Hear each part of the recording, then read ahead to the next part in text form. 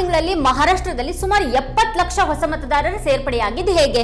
ಇದು ಕೇವಲ ಕಾಕತಾಳೀಯನ ಅಥವಾ ಇದರ ಹಿಂದೆ ದೊಡ್ಡ ಯೋಜನೆ ಇದೆಯಾ? 3 ತಿಂಗಳ ನಂತರ ರಾಹುಲ್ ಗಾಂಧಿ ಅವರು ಲೋಕಸಭೆಯಲ್ಲಿ ಈ ವಿಷಯವನ್ನ ಯಾಕೆ ಎತ್ತಿದ್ರು? ಕಾಂಗ್ರೆಸ್ಗೆ ಮೊದಲು ಇದು ತಿಳಿದಿರಲಿಲ್ವಾ ಅಥವಾ ಬೇರೆ ಏನಾದ್ರೂ ಕಾರಣ ಇದೆಯಾ? ಮಾರ್ಕಡ್ವಾಡಿಯಲ್ಲಿ ಗ್ರಾಮಸ್ಥರ ಪ್ರತಿಭಟನೆಯಿಂದ ಹಿಡಿದು ರಾಜ್ ಠಾಕ್ರೆ ಅವರ ಇತ್ತೀಚಿನ ಪ್ರಶ್ನೆಗಳವರೆಗೆ ಮಹಾರಾಷ್ಟ್ರದ ಮತದಾರರ ಪಟ್ಟಿಯಲ್ಲಿ ನಿಜವಾಗಿಯೂ ಏನಾಯಿತು? ಮುಂಬರುವ ವಿಧಾನಸಭೆ ಚುನಾವಣೆಗಳ ಮೇಲೆ ಪ್ರಭಾವ ಬೀರೋದಕ್ಕೆ ಮಹಾರಾಷ್ಟ್ರದ ಮತದಾರರ ಪಟ್ಟಿಯನ್ನ ತಿರುಚಲಾಯ್ತಾ? ಮತದಾರರ ಸಂಖ್ಯೆಯಲ್ಲಿನ ಈ ಹಠಾತ್ ಏರಿಕೆಯಿಂದ ಯಾರು ಲಾಭ ಮಾಡಿಕೊಂಡ್ರು? ಲೋಕಸಭೆ ಚುನಾವಣೆಯಲ್ಲಿ ಬಿಜೆಪಿಯ ಭಾರೀ ಸೋಲಿನ ಹಿನ್ನೆಲೆಯಲ್ಲಿ ವಿಧಾನಸಭೆ ಚುನಾವಣೆ ಫಲಿತಾಂಶವನ್ನ ಬದಲಾಯಿಸೋದಕ್ಕೆ ಮತದಾರರ ಈ ಹೆಚ್ಚಳವನ್ನ ಮಾಡಲಾಯ್ತಾ? ನಿನ್ನೆ ಲೋಕಸಭೆಯಲ್ಲಿ ವಿಪಕ್ಷ ನಾಯಕ ರಾಹುಲ್ ಗಾಂಧಿ ಅವರು ಮತ್ತೆ ಮಹಾರಾಷ್ಟ್ರದ ಮತದಾರರ ಪಟ್ಟಿ ಕುರಿತು ಮಾತನಾಡಿದ್ದೇನು, ಎಲ್ಲಿ ಏನೇನಾಗಿದೆ ಮತ್ತು ಅದನ್ನ ಎಲ್ಲರೂ ತಿಳಿದುಕೊಳ್ಳೋದಕ್ಕೆ ಯಾಕೆ ಬಹಳ ಮುಖ್ಯ ಅಂತ ಇವತ್ತಿನ ವಿಡಿಯೋದಲ್ಲಿ ನಾವು ವಿವರಿಸ್ತೀವಿ. ಈ ವಿಡಿಯೋವನ್ನ ಮಿಸ್ ಮಾಡದೆ ಕೊನೆವರೆಗೂ ನೋಡಿ. ನಿನ್ನೆ ರಾಹುಲ್ ಗಾಂಧಿ ಅವರು ಮಹಾರಾಷ್ಟ್ರ ಚುನಾವಣೆಯ ಬಗ್ಗೆ ಹೇಳಿರುವಂತಹ ವಿಷಯಗಳ ಕುರಿತು ನಿಮಗೇನು ಅನ್ಸುತ್ತೆ, ಏನು ಅಭಿಪ್ರಾಯ ಇದೆ ಅದನ್ನ ಕೆಳಗಡೆ ಕಮೆಂಟ್ ಮಾಡಿ. ಈ ವಿಡಿಯೋದ ಲಿಂಕ್ ಅನ್ನ ನಿಮ್ಮೆಲ್ಲ ಬಂಧು ಮಿತ್ರರಿಗೆ ವಾಟ್ಸ್ಆಪ್ ಮಾಡಿ. ಈಗ ವಿಷಯಕ್ಕೆ ಬರೋಣ. ಮಹಾರಾಷ್ಟ್ರ ಚುನಾವಣಾ ಫಲಿತಾಂಶದ 3 ತಿಂಗಳ ನಂತರ ಕಾಂಗ್ರೆಸ್ ಪಕ್ಷ ಮಹಾರಾಷ್ಟ್ರದಲ್ಲಿ ಏನೇನಾಯ್ತು ಅನ್ನೋದನ್ನ ಈಗ ಸರಿಯಾಗಿ ಅರ್ಥ ಮಾಡ್ಕೊಂಡಂಗೆ ಕಾಣಿಸ್ತಾ ಇದೆ. ವಿರೋಧ ಪಕ್ಷದ ನಾಯಕ ರಾಹುಲ್ ಗಾಂಧಿ ಅವರು ಸೋಮವಾರ ಲೋಕಸಭೆಯಲ್ಲಿ ಈ ವಿಷಯವನ್ನ ಎತ್ತಿದ್ದಾರೆ. ಕಳೆದ ಬಾರಿ ಲೋಕಸಭೆ ಚುನಾವಣೆಗಳು ನಡೆದಾಗ ಮಹಾರಾಷ್ಟ್ರದಲ್ಲಿ ವಿರೋಧ ಪಕ್ಷ ತುಂಬಾ ಪ್ರಬಲವಾಗಿ ಕಾಣ್ತಾ ಇತ್ತು.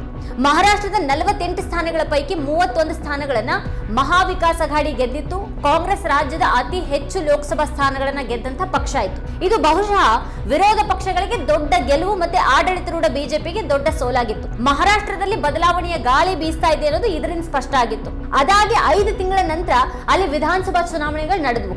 ವಿಧಾನಸಭೆಯ 288 ಸ್ಥಾನಗಳಲ್ಲಿ ಮಹಾಯುತಿ 230 ಸ್ಥಾನಗಳನ್ನ ಗೆದ್ದಿತು. ವಿಪಕ್ಷ ಮಹಾವಿಕಾಸ್ ಅಘಾಡಿ ಧೂಳಿಪಟ ಆಗೋಯ್ತು. ಹಾಗಾದ್ರೆ 4-5 ತಿಂಗಳಲ್ಲಿ ಅಂಥದ್ದು ಏನ್ ದೊಡ್ಡ ಬದಲಾವಣೆ ಆಯ್ತು? ಸೋಮವಾರ ರಾಹುಲ್ ಗಾಂಧಿ ಅವರು ಕೂಡ ಲೋಕಸಭೆಯಲ್ಲಿ ನರೇಂದ್ರ ಮೋದಿ ಅವರ ಮುಂದೆ ಈ ಪ್ರಶ್ನೆಗಳನ್ನ ಎತ್ತಿದ್ರು. ಇದ್ದಕ್ಕಿದ್ದ ಹಾಗೆ 4-5 ತಿಂಗಳಲ್ಲಿ ಮಹಾರಾಷ್ಟ್ರದಲ್ಲಿ ಇಷ್ಟೊಂದು ಮತದಾರರು ಹೇಗೆ ಹೆಚ್ಚಾದ್ರು ಅನ್ನೋದು ಪ್ರಶ್ನೆ ಆಗಿತ್ತು. ಆದ್ರೆ ವಿರೋಧ ಪಕ್ಷಗಳು ಈ ಪ್ರಶ್ನೆಯನ್ನ ಇಷ್ಟು ತಡವಾಗಿ ಯಾಕೆ ಎತ್ತಿದ್ವು? ಮೊದಲು ರಾಹುಲ್ ಗಾಂಧಿ ಅವರು ಏನ್ ಹೇಳಿದ್ರು ಅನ್ನೋದನ್ನ ನೋಡೋಣ.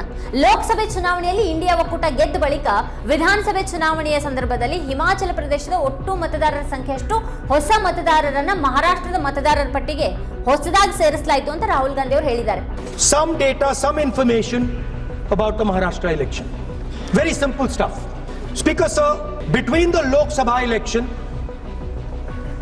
which the India Alliance won, and the Vidhan Sabha election, the voting population of Himachal Pradesh was added to the voting roll of Maharashtra.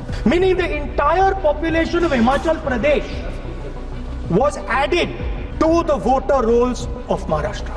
ಲೋಕಸಭೆ ಮತ್ತೆ ವಿಧಾನಸಭೆಯ ನಡುವಿನ ವ್ಯತ್ಯಾಸ ಏನು? ಹಿಮಾಚಲ್ ಪ್ರದೇಶದ ಜನಸಂಖ್ಯೆ ಸುಮಾರು 70 ಲಕ್ಷ.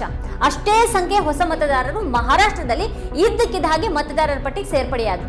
5 ವರ್ಷಗಳಲ್ಲಿ ಸೇರ್ಪಡೆಯಾದಂತಹ ಮತದಾರರಿಗಿಂತಲೂ ಹೆಚ್ಚು ಮತದಾರರು 5 ತಿಂಗಳಲ್ಲಿ ಮಹಾರಾಷ್ಟ್ರದಲ್ಲಿ ಹೊಸದಾಗಿ ಸೇರ್ಪಡೆಯಾಗಿದ್ರು ಅಂತ ರಾಹುಲ್ ಗಾಂಧಿ ಅವರು ಹೇಳಿದ್ರು. ಶಿರಡಿಯ ಒಂದು ಕಟ್ಟಡದಲ್ಲಿಯೇ 7,000 ಹೊಸ ಮತದಾರರು ಸೇರ್ಪಡೆಯಾದ್ರು ಅಂತ ರಾಹುಲ್ ಗಾಂಧಿ ಹೇಳಿದ್ದಾರೆ. ನಾನು ನಿಮ್ಮ ವಿರುದ್ಧ ಯಾವುದೇ ಆರೋಪಗಳನ್ನ ಮಾಡ್ತಾ ಇಲ್ಲ, ಆದ್ರೆ ಲೋಕಸಭೆ ಚುನಾವಣೆಯ ನಂತರ ಹಿಮಾಚಲ್ ಪ್ರದೇಶ ಮತದಾರರ ಸಂಖ್ಯೆಯಷ್ಟು ದೊಡ್ಡ ಪ್ರಮಾಣದ ಮತದಾರರು ಹೊಸದಾಗಿ ಸೇರ್ಪಡೆಯಾಗಿರೋದ್ರಲ್ಲಿ ಏನೋ ಸಮಸ್ಯೆ ಇದೆ ಅಂತ ಹೇಳಿದ್ರು. ನಾವು ಯಾವುದೇ ಆರೋಪಗಳನ್ನ ಮಾಡ್ತಾ ಇಲ್ಲ. ನಮಗೆ ಲೋಕಸಭೆ ಮತದಾರರ ಪಟ್ಟಿ ಹೆಸರು ಮತ್ತೆ ವಿಳಾಸವನ್ನ ನೀಡಿ ಮತ್ತೆ ಅದನ್ನ ಎಲೆಕ್ಟ್ರಾನಿಕ್ ರೂಪದಲ್ಲಿ ನೀಡಿ ಅಂತ ನಾವು ಚುನಾವಣಾ ಆಯೋಗಕ್ಕೆ ಪದೇ ಪದೇ ಹೇಳಿದ್ದೀವಿ ಅಂತ ಹೇಳಿದ್ರು. हम आरोप नहीं लगा रहे हैं, आप एक काम कीजिए, हमें लोकसभा की वोटर लिस्ट दे दीजिए, नेम एड्रेस और इलेक्ट्रॉनिकली दीजिए. ಲೋಕಸಭೆ ಮತ್ತು ವಿಧಾನಸಭೆ ಚುನಾವಣೆಗಳ 5 ತಿಂಗಳ ಅಂತರದ ನಡುವೆನೆ ಹೊಸ ಮತದಾರರನ್ನ ಇಷ್ಟು ದೊಡ್ಡ ಪ್ರಮಾಣದಲ್ಲಿ ಸೇರಿಸಿದ್ರೆ ಎಲ್ಲೋ ಏನೋ ಅನುಮಾನಾಸ್ಪದವಾಗಿದೆ ಅಂತ ರಾಹುಲ್ ಗಾಂಧಿ ಅವರು ಮಾತಾಡಿದ್ರು. ಅವ್ರ ಸೂಚನೆ ಸ್ಪಷ್ಟವಾಗಿ ಚುನಾವಣಾ ಆಯೋಗದ ವಿರುದ್ಧವಾಗಿತ್ತು. ಇನ್ನೊಂದು ಅಂಕಿಅಂಶದ ಪ್ರಕಾರ ಲೋಕಸಭೆ ಮತ್ತೆ ವಿಧಾನಸಭೆಯ ನಡುವೆ ಮಹಾರಾಷ್ಟ್ರದಲ್ಲಿ 48 ಲಕ್ಷ ಹೊಸ ಮತದಾರರು ಸೇರ್ಪಡೆಯಾದ್ರು. ಅಂದ್ರೆ 6 ತಿಂಗಳ ಒಳಗೇನೆ 48 ಲಕ್ಷ ಮತದಾರರು. ಕಳೆದ 5 ವರ್ಷಗಳಲ್ಲಿ ಅಂದ್ರೆ 2019 ಮತ್ತು 2024 ನಡುವೆನೆ ಕೇವಲ 32 ಲಕ್ಷ ಮತದಾರರನ್ನ ಮಾತ್ರ ಸೇರಿಸಲಾಗಿತ್ತು. 5 ವರ್ಷಗಳಲ್ಲಿ 32 ಲಕ್ಷ ಮತದಾರರು ಸೇರ್ಪಡೆಗೊಂಡಿದ್ದಾರೆ. ಆದ್ರೆ 6 ತಿಂಗಳಲ್ಲಿ ಚುನಾವಣಾ ಆಯೋಗ 48 ಲಕ್ಷ ಹೊಸ ಮತದಾರರನ್ನ ಸೇರಿಸಿದೆ. ಈ ಹೊಸ ಮತದಾರರನ್ನ ಯಾಕೆ ಸೇರಿಸಲಾಗಿದೆ ಅಂತ ಈಗ ನಿಮಗೆ ಅರ್ಥ ಆಗಿರ್ಬೇಕು. ಲೋಕಸಭೆ ಚುನಾವಣೆಯ ಫಲಿತಾಂಶದ ನಂತರ ಈ ಹೊಸ ಮತದಾರರು ಸೇರ್ಪಡೆಗೊಂಡಿರಬಹುದು. ಲೋಕಸಭೆ ಚುನಾವಣೆಯಿಂದ ವಿಧಾನಸಭೆ ಚುನಾವಣೆವರೆಗೆ ಮಹಾಯುತಿ 72 ಲಕ್ಷ ಹೆಚ್ಚು ಮತಗಳನ್ನ ಪಡೆದಿದೆ. ಆದ್ರೆ ಎಂವಿಎ 24 ಲಕ್ಷ ಮತಗಳನ್ನ ಕಳ್ಕೊಂಡಿದೆ. ಅಂದ್ರೆ ಒಟ್ಟಾರೆ ವ್ಯತ್ಯಾಸ ಇಲ್ಲಿ 48 ಲಕ್ಷ. 6 ತಿಂಗಳಲ್ಲಿ ಹೊಸದಾಗಿ ಸೇರ್ಪಡೆಯಾದಂತಹ ಮತದಾರರು 48 ಲಕ್ಷ. ಇದು ದೊಡ್ಡ ಸಮಸ್ಯೆ ಅಲ್ವಾ? ಚುನಾವಣಾ ಆಯೋಗವನ್ನ ಇದ್ರ ಬಗ್ಗೆ ಪ್ರಶ್ನೆ ಮಾಡ್ಲೇಬೇಕಲ್ವಾ? ವಿರೋಧ ಪಕ್ಷ ಬಹುಶಃ 3 ತಿಂಗಳ ನಂತರ ಇದನ್ನ ಅರ್ಥಕೊಳ್ತಾ ಇದೆ ಮತ್ತು ಅದಕ್ಕಾಗಿನೇ ಈಗ ರಾಹುಲ್ ಗಾಂಧಿ ಅವರು ಲೋಕಸಭೆಯಲ್ಲಿ ಅದರ ಬಗ್ಗೆ ಮಾತಾಡಿದ್ದಾರೆ. ಮಹಾರಾಷ್ಟ್ರದಲ್ಲಿ ವಿಧಾನಸಭೆ ಚುನಾವಣೆಗಳು ನಡೀತಾ ಇದ್ದಾಗ ಚುನಾವಣಾ ಆಯೋಗ ಶಿರಡಿಯ ಒಂದು ಹಳ್ಳಿಯ ಒಂದು ಕಟ್ಟಡದಿಂದಾನೇ 7,000 ಹೊಸ ಮತದಾರರಿಗೆ ಮತ ಚಲಾಯಿಸೋದಕ್ಕೆ ಅವಕಾಶ ಮಾಡಿಕೊಟ್ಟಿತು. ಈ 7,000 ಹೊಸ ಮತದಾರರು ಇದ್ದಕ್ಕಿದ್ದ ಹಾಗೆ ಎಲ್ಲಿಂದ ಬಂದ್ರು? ಇದ್ರ ಬಗ್ಗೆ ಸ್ಪಷ್ಟತೆ ಇಲ್ಲ, ಆಗ್ಲೂ ಇರಲಿಲ್ಲ. ಮಹಾರಾಷ್ಟ್ರದ ಮಾಜಿ ಮುಖ್ಯಮಂತ್ರಿ ಕಾಂಗ್ರೆಸ್ ನಾಯಕ ಪೃಥ್ವಿರಾಜ್ ಚೌಹಾಣ್ ಅವರು ಈ ಒಂದು ಮಾಹಿತಿಯನ್ನ ನೀಡಿದ್ರು. ತಮ್ಮ ಫಲಿತಾಂಶಗಳನ್ನು ಪ್ರಶ್ನೆ ಮಾಡಿದಂತ ಎಂವಿ ಅಭ್ಯರ್ಥಿಗಳು ಇದ್ದಾರೆ ಅಂತ ಅವರು ಹೇಳಿದ್ದಾರೆ. ಈ ಪ್ರಕ್ರಿಯೆ ವಿರುದ್ಧ ನಾವು ಧ್ವನಿ ಎತ್ತಬೇಕು ಅನ್ನೋದು 3 ಪಕ್ಷಗಳ ನಾಯಕರ ಜಂಟಿ ನಿರ್ಧಾರ ಆಗಿತ್ತು. ಚುನಾವಣಾ ಆಯೋಗ ನಮಗೆ ನ್ಯಾಯವನ್ನ ನೀಡದೇ ಇದ್ರೆ ನಾವು ಹೈಕೋರ್ಟ್ಗೆ ಹೋಗ್ಬೇಕಾಗತ್ತೆ ಅಂತ ಹೇಳಿದ್ರು. ಮಹಾರಾಷ್ಟ್ರ ನವನಿರ್ಮಾಣ ಸೇನೆಯ ರಾಜ್ ಠಾಕ್ರೆ ಕೂಡ ಈಗ ವಿಧಾನಸಭೆ ಚುನಾವಣಾ ಫಲಿತಾಂಶದ ಬಗ್ಗೆ ಗಂಭೀರ ಸಂಶಯಗಳನ್ನು ವ್ಯಕ್ತಪಡಿಸಿದ್ದಾರೆ. ನಮ್ಮ ಅಭ್ಯರ್ಥಿ ರಾಜು ಪಾಟೀಲ್ 1400 ಮತಗಳಿರುವಂತಹ ತನ್ನ ಸ್ವಂತ ಗ್ರಾಮದಿಂದ ಒಂದೇ ಒಂದು ಮತವನ್ನ ಪಡೆದಿಲ್ಲ, ಹೀಗೆ ಹೇಗಾಗೋದಿಕ್ ಸಾಧ್ಯ ಅಂತ ರಾಜ್ ಠಾಕ್ರೆ ಕೇಳಿದ್ದಾರೆ. ನಮ್ಮ ಒಬ್ಬ ಅಭ್ಯರ್ಥಿ ಕಾರ್ಪೊರೇಷನ್ ಎಲೆಕ್ಷನ್ ನಲ್ಲಿ 5,500 ಮತ ಪಡೆದವರು ಅಸೆಂಬ್ಲಿ ಎಲೆಕ್ಷನ್ ನಲ್ಲಿ 2,500 ಮತವನ್ನ ಪಡೆದಿದ್ದಾರೆ. ಹಿರಿಯ ಕಾಂಗ್ರೆಸ್ ನಾಯಕ ಬಾಳಾ ಸಾಹೇಬ್ ಥೋರಟ್ 7 ಬಾರಿ ಭರ್ಜರಿ ಬಹುಮತದಿಂದ ಗೆದ್ದವರು ಈಗ 10,000 ಓಟುಗಳಿಂದ ಸೋತಿದ್ದಾರೆ. ಫಲಿತಾಂಶದ ದಿನ ಇಡೀ ರಾಜ್ಯದಲ್ಲಿ ಎಲ್ಲೂ ಸಂಭ್ರಮಾಚರಣೆ ಕಂಡು ಬರಲಿಲ್ಲ. ಯಾಕೆ? ಸ್ವತಃ RSS ನವರು ಆಶ್ಚರ್ಯಚಕಿತರಾಗಿದ್ರು. ಒಬ್ಬ RSS ನವರು ನನ್ನ ಹತ್ರನೇ ಬಂದು ಇಷ್ಟೊಂದು ಮೌನ ಯಾಕಿದೆ, ಯಾರು ಗೆದ್ದಿಲ್ವಾ, ಸಂಭ್ರಮಾಚರಣೆ ಯಾಕಿಲ್ಲ ಅಂತ ಕೇಳಿದ್ರು ಅಂತ ಹೇಳಿದ್ದಾರೆ ರಾಜ್ ಠಾಕ್ರೆ. ಮಹಾರಾಷ್ಟ್ರದಲ್ಲಿ ಏನ್ ನಡೀತಾ ಇದೆ ಅನ್ನೋದು ಬಹುಶಃ ದೇಶದ ಇತರ ರಾಜ್ಯಗಳಿಗೂ ಕೂಡ ಈಗ ಮುಖ್ಯ ಆಗಿದೆ. ಮಹಾರಾಷ್ಟ್ರದಲ್ಲಿ ವಿಮಾನ ನಿಲ್ದಾಣದಿಂದ ಹಿಡಿದು ಎಲ್ಲವನ್ನ ದೊಡ್ಡ ಕೈಗಾರಿಕೋದ್ಯಮಗಳಿಗೆ ನೀಡಲಾಗ್ತಾ ಇರೋದ್ರಿಂದ ಅವರಿಗೆ ಈ ರಾಜ್ಯದಲ್ಲಿ ಬಿಜೆಪಿ ಗೆಲ್ಲೋದು ಬಹಳನೇ ಮುಖ್ಯ ಆಗಿತ್ತು. ಧಾರಾವಿ ಪುನರಾಭಿವೃದ್ಧಿ ಮತ್ತೆ ಅನೇಕ ಟೆಂಡರ್ಗಳನ್ನು ರದ್ದುಗೊಳಿಸುವ ಬಗ್ಗೆ ಚರ್ಚೆ ನಡೀತಾ ಇತ್ತು. ಅಂಥ ಪರಿಸ್ಥಿತಿಯಲ್ಲಿ ಬಿಜೆಪಿ ಗೆಲ್ಲೋದು ಕೆಲವು ದೊಡ್ಡ ಉದ್ಯಮಿಗಳಿಗೆ ಬಹಳನೇ ಮುಖ್ಯ ಆಗಿತ್ತು. ಆದ್ರಿಂದ ಅವರು ಜಾರ್ಖಂಡ್ ಅನ್ನ ವಿರೋಧ ಪಕ್ಷಕ್ಕೆ ಬಿಟ್ಕೊಟ್ರು ಮತ್ತೆ ಮಹಾರಾಷ್ಟ್ರವನ್ನ ತಮ್ಮದಾಗಿಸಿಕೊಂಡ್ರು ಅನ್ನುವಂತಹ ಆರೋಪ ಇದೆ. ಆದ್ರೆ ಫಲಿತಾಂಶ ತುಂಬಾ ದೊಡ್ಡದಾಗಿದ್ರೆ ಬಿಜೆಪಿ ಬೆಂಬಲಿಗರು ಇಷ್ಟು ದೊಡ್ಡ ಸಂಖ್ಯೆಯಲ್ಲಿದ್ರೆ ಎಲ್ಲೆಡೆಗೆ ವಿಜಯೋತ್ಸವ ನಡಿಬೇಕಾಗಿತ್ತಲ್ವಾ?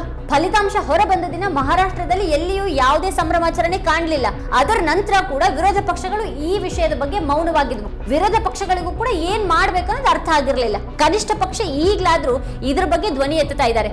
ಇದು ವಿರೋಧ ಪಕ್ಷದ ಕೆಲವರು ಇನ್ನೂ ಎಚ್ಚರವಾಗಿದ್ದಾರೆ ಅನ್ನೋದನ್ನ ತೋರಿಸುತ್ತೆ. ಹಗರಣ ನಡೀತಾ ಇದೆ ಅಂತ ಅವ್ರು ಅರ್ಥ ಮಾಡ್ಕೊಳ್ತಾರೆ. ಯಾಕಂತಂದ್ರೆ ಪ್ರಜಾಪ್ರಭುತ್ವವನ್ನ ಕಾಪಾಡಿಕೊಳ್ಬೇಕಾದ್ರೆ ಸ್ಪಷ್ಟತೆ ಇರಬೇಕು.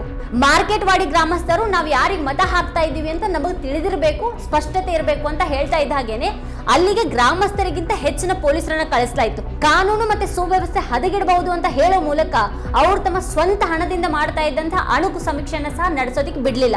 ಈ ಸರ್ಕಾರ ಮತ್ತೆ ಅದರ ಅಧಿಕಾರಿಗಳು ಎಷ್ಟು ಭಯಭೀತರಾಗಿದ್ದಾರೆ ಅನ್ನೋದನ್ನ ಇದು ತೋರಿಸುತ್ತೆ. ಈಗ ರಾಹುಲ್ ಗಾಂಧಿ ಅವರು ಎತ್ತಿರುವಂತಹ ವಿಷಯ ಕೇವಲ ಭಾಷಣಕ್ಕೆ ಮಾತ್ರನೇ ಸೀಮಿತವಾಗಿದೆ ಅನಿಸೋ ಹಾಗಿದೆ.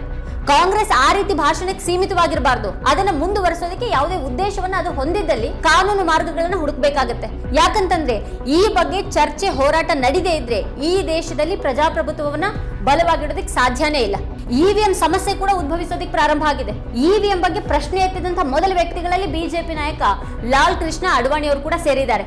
ಆದ್ರೆ ಲಾಲ್ ಕೃಷ್ಣ ಅಡ್ವಾಣಿ ಮಾಡಿರೋದು ತಪ್ಪು ಅಂತ ಬಿಜೆಪಿ ಅವರು ಹೇಳ್ತಾರಾ? ಇದು ಕಾಂಗ್ರೆಸ್ ನಾಯಕರಿಗೂ ಕೂಡ ಉದ್ಭವಿಸುವಂತ ಪ್ರಶ್ನೆ. ಕಾಂಗ್ರೆಸ್ ಎಚ್ಚರಗೊಳ್ಳೋದಕ್ಕೆ ಯಾಕೆ ಇಷ್ಟು ತಡ ಮಾಡಿತು? ಕನಿಷ್ಠ ಪಕ್ಷ ಕಾಂಗ್ರೆಸ್ನ ಕೇಂದ್ರ ನಾಯಕತ್ವ ಆದ್ರೂ ಮಹಾರಾಷ್ಟ್ರ ಕಾಂಗ್ರೆಸ್ಗೆ ಇದ್ರ ಬಗ್ಗೆ ಅರಿವನ್ನ ಮೂಡಿಸಬೇಕಾಗಿತ್ತು. ಇದು ಹೇಗೆ ಸಂಭವಿಸ್ತು ಅನ್ನೋದ್ರ ಬಗ್ಗೆ ಗೊಂದಲದಲ್ಲಿರುವಂತಹ ತನ್ನ ನಾಯಕರಲ್ಲಿ ಕೇಳಬೇಕಾಗಿತ್ತು.